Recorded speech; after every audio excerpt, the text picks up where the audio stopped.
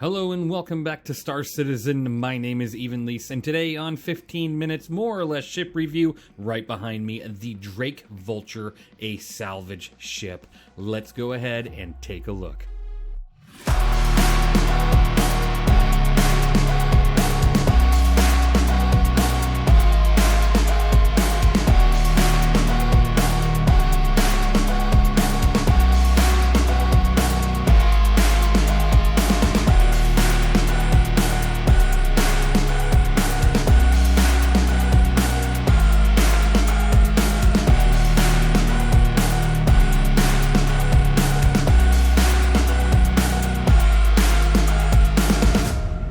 Welcome back, everybody, to another review. Now, before we get started, I just want to say thank you, everybody, for entering into the giveaway so far. It's really been the biggest giveaway we've had so far, and what I mean by that is like the most amount of entries. So more people entering, the better. I have another giveaway planned here really soon, especially since the cargo update just came out, and that one is going to be hosted more just by me. This giveaway going on right now is brought to you by Cloud Imperium Games. Like, they gave me the package to give away to you guys because you all are awesome viewers. Now, I mean, obviously there's only one. I wish I could give everybody one, but yeah, you know how that goes. So with that, make sure you enter into that giveaway. The link will be down below in the, description of this video to go ahead and take you to that one. So getting into the review of this ship, I've taken a look at the DRAKE Vulture a few times. Now, typically, if I go back to a ship, it's because maybe I feel like I didn't do as good as a job reviewing prior, or the fact of it is, a game version changed and a lot of things changed with the ship. So it's always good to kind of just update you, and I want to make sure you know what you're getting with the most current version of the game, which is 3.24 as of right now. So taking a look at the DRAKE Vulture, which is a fantastic salvager if you are just looking to do it alone and you don't have to worry about operating a ship with a huge crew like the Reclaimer. This ship is $175 if you were to buy it on the Pledge store, which, that's a price tag for you. And it's 2,646,000 aUEC, which is a much better, more fantastic in-game price. And I honestly believe it is worth every single aUEC spent. Because the second you buy this thing and you start turning around on salvage ships, you're going to get that money back in no time. I mean, this thing really does just rake in the money, and it's fantastic. I think it's totally worth it. And honestly, this is a ship that I would just have in my hangar at all times anyway. Now, it's got weapons on it. This is a salvage ship, and it's got weapons. So it does have two size 1 CF-117 Bulldogs there at the front near the cockpit. I always thought that was kind of weird. There's always a debate with certain types of ships like this, like why does it have guns, right? I feel like those guns are more or less to help with breaking apart a ship that's already destroyed, because you're not going to do anything else with it. And you're not going to go attacking some bounty target. You're not going to be really defending yourself with that, especially with how slow the ship is and how much it, turns like crap, and it doesn't have the greatest shield or health pool. So with that, you really have to consider why you would be even shooting anything with it. Probably just breaking apart a ship if you're not, maybe the ship's just too big to break apart with your, disintegrator and everything. So if that's the case, there you go. That's cool. It outputs 336 DPS. So like I said, it's not going to do too much at all. It's not terrible. It's another one of those ships that if those guns really weren't there, I wouldn't really miss them. Now, this ship, as you can see, it has these really big arms on it. That's considered the salvage arms. Now, these arms carry everything you need to do your job as a salvager. Now, that comes with 2 cinch scraper modules and an abrade scraper, as well as a ready grip tractor beam, so you can kind of move things around. Now, taking a look at this, these arms not only have this equipment, but it also has the ability to break ships apart and also disintegrate them, allowing you to take the pieces of the ship as disintegrated material and suck it into the grinder, which then adds to even more material you could sell for your cargo career. This ship does a fantastic job at scraping, and it has a 13 SCU buffer in the back. And what that buffer does is it allows you to go out there, scrape a ship, not worry about it continually printing. Before, it would just print as you kind of scraped and you filled up a box. You have to get out of the pilot seat, go down there, move the box, get back in your pilot seat, continue, go back down there, move the box. It got really annoying. annoying, and so they kind of drew up the idea of making a buffer where the material will sit in a like hidden away space that is considered the buffer. And then you'd go down there and you'd print the SCU boxes one at a time when you're ready. So it holds up to 13 SCU. Now this ship carries 12 SCU of cargo itself on like the cargo grid. Obviously you can put more than that on there without attaching to the cargo grid. I've seen people stuff up to like 27 SCU or somewhere around there, and it's pretty crazy how much you can really shove into this ship. I prefer just to use the cargo grid. I feel like it's a lot safer. So imagine you have 12 on the grid and then you pull another 13 out. You know, you have another 13 in the buffer. So then you're actually carrying, you know, 25 SCU of cargo. You just have to print the other 13 once you've gotten the other 12 off your grid. So that's pretty cool. Now, past that, this ship does have 3,000 bubble shield. So it's not going to keep you safe if you're getting attacked. If you're getting attacked, you really have to just be very wary of who's attacking you and with what, and how much time you have to get the heck out of there. Because if you've spent a lot of time sitting there scraping away at something, you don't want to instantly die and, you know, make that become the end of your trip. That's just, it really sucks. It's a terrible moment, and you want to hit Alt F4 and just call it a night and not do it again for a week, and it's a really big bummer. So yeah, don't let that happen. The second you lose your shield, you want to get out of dodge, preferably sooner, because you only have 35,700 health points.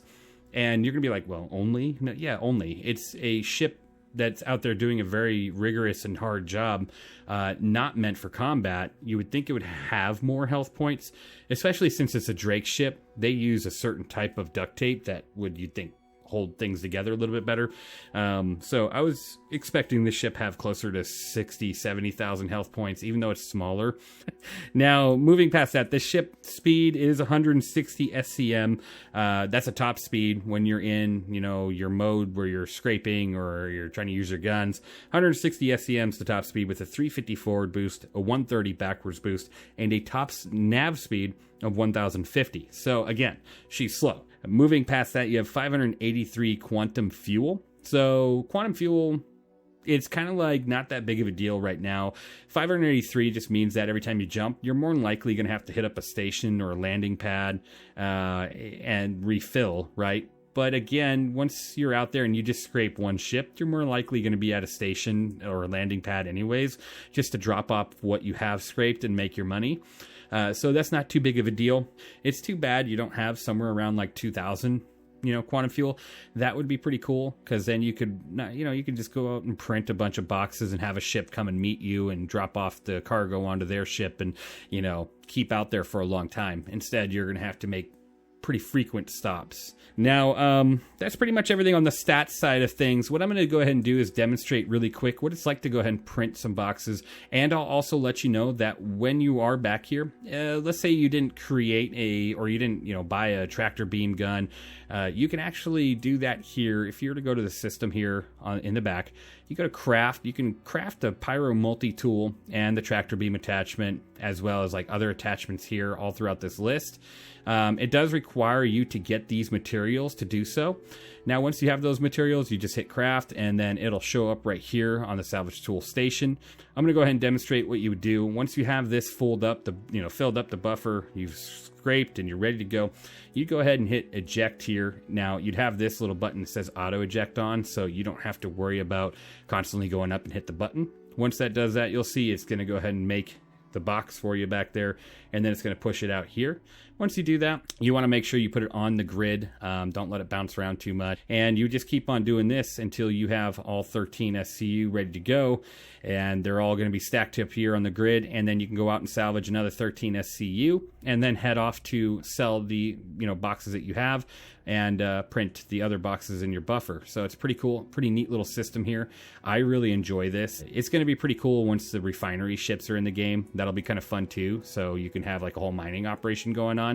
And I want to see hopefully more salvage ships. I'd like to see a salvage ship from Crusader. I know, I was going to say, I would think that Aegis wouldn't have one because they're a military brand, but they just released a racer, right? So who's to say?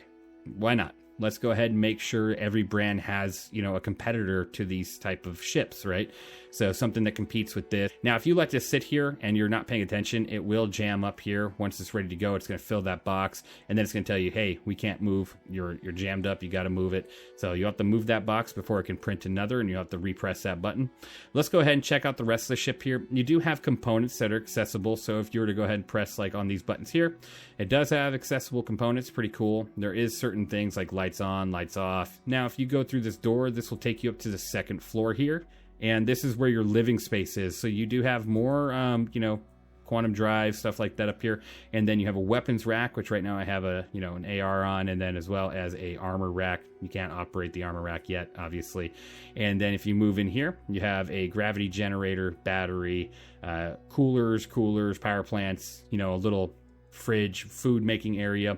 Behind me, you got a nice little bed, pretty comfortable looking. It's not like certain beds out there, like in the 100i, where it looks like a prison cell bed. And then next to that, you do have the infamous restroom here, where I am I'm just going to stay right here. You do have a restroom. It does have a ventilation thing. Well, actually, I will step in here. It's pretty short. You're going to have to crouch. So expect that very uncomfortable experience when you're in there taking a shower or, you know, taking care of business. And then once you go through here, you do have more, you know, operating systems like a computer and everything.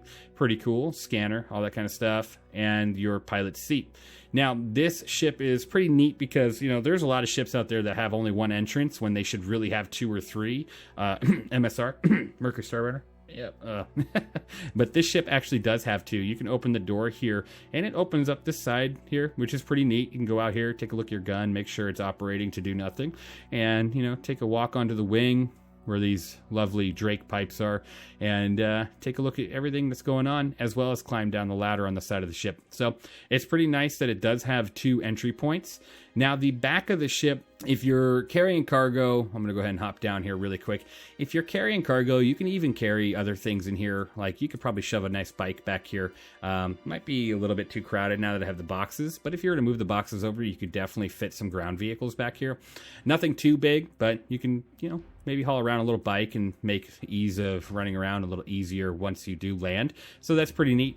This ship is pretty cool, honestly. There's certain things about this ship that just don't make sense to me, but given its role and its profession, the scoring is going to be just a little bit different because I feel like the price point's good. Why does it have guns? I don't know, but it has guns and they don't really do much, so kind of pointless there. The shield's a little bit low in my opinion. I feel like shields are used for environmental factors as well as, you know, stopping things like lasers and all that kind of stuff. So I wish that was a little bit higher. Same with the health pool. I love that it has so much cargo space. You know, 12 doesn't seem like a lot, but it is for such a small ship that can be, you know, manned by just one person. And then you have that 13 SCU cargo buffer, which is awesome. Its speed and maneuverability, it is what it is for the style of ship that it is. It's not a racing ship, nor is it an agile fighter. It does have quite a nice little living space, given the fact that you are out there working on salvaging and stuff. Even though those operations are pretty slow, like technically you would think they're pretty slow, they move along really fast, so you don't really need that living quarters most of the time, but it's nice that it is there. Outside of that, it does have its components and gold standard pass. It's got an okay fuel tank. Wish there was more there, obviously. Honestly, given everything, this ship here, for me, it's a 9 out of 10. It's a fantastic ship. It's got some negatives to it, right? But it's an industrial ship. What industrial ship isn't going to have negatives? Even the Reclaimer has negatives. You know, I mean, honestly, every ship has a negative to it. I can't wait to see the Zeus. There's got to be something. It can't be all perfect, right? So, going back to an earlier point, I really cannot wait to see competitors to ships like this from other manufacturers or even its own manufacturer. Drake could always potentially have a, not Mark II, but like a Vulture competitor of its own. And that would be pretty interesting. So I would love to see that, and I can't wait to see what else is being brought to the game here soon. So yeah, let me know what you think of the Drake Vulture. Do you use this ship a lot? It is quite a nice ship to use to make money in game. Thank you guys for watching. I really hope you enjoyed, and remember, enter into that giveaway.